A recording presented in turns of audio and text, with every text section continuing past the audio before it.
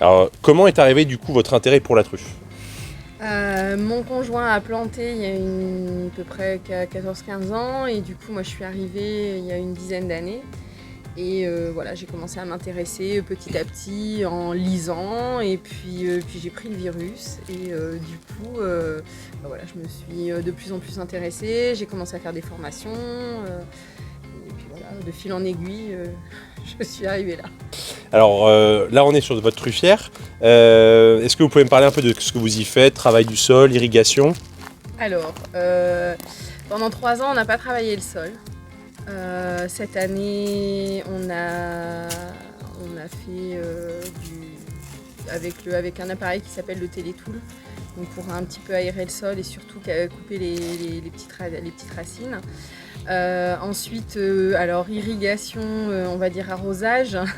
Arrosage quand on peut, c'est le manque de temps aussi puisque nous on a besoin, on prend l'eau au forage, on a acheté une tonne. Et donc du coup on arrose manuellement, donc ça nous prend beaucoup de temps. Il faut 3 personnes sur 3 demi-journées, donc c'est un petit peu plus compliqué. Voilà, et après taille des arbres. L'année dernière j'ai taillé les troncs. Il y a 2 ans nous avons arrêté les arbres en hauteur. Voilà, c'est à peu près le principal. Très bien. Alors je m'adresse à Sophie, la présidente de la Fédération régionale des trufficulteurs du Centre Val-de-Loire.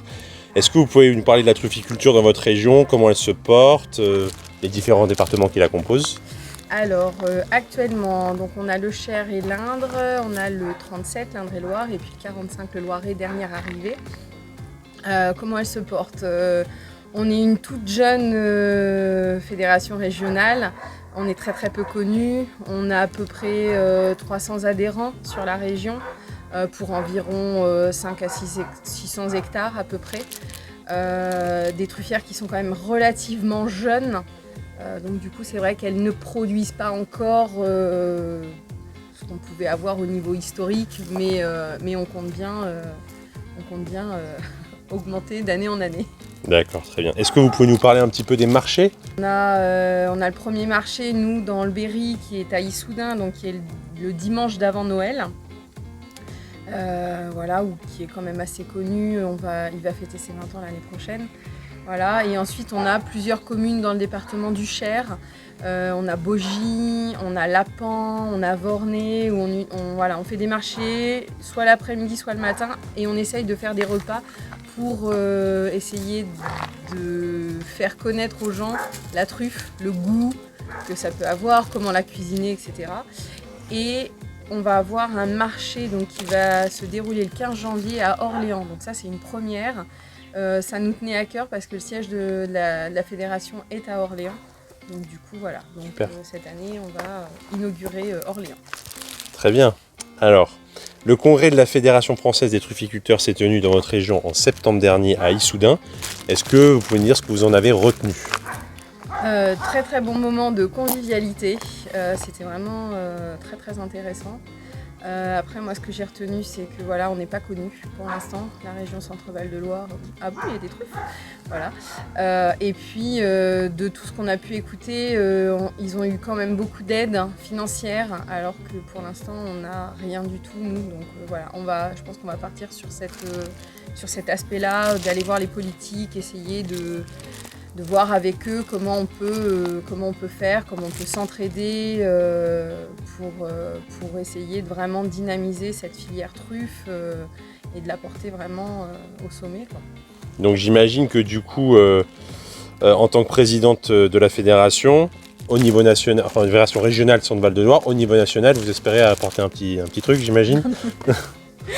Je sais pas, après au niveau national, donc je suis vice-présidente et trésorière adjointe depuis le mois de septembre, là, c'est tout nouveau.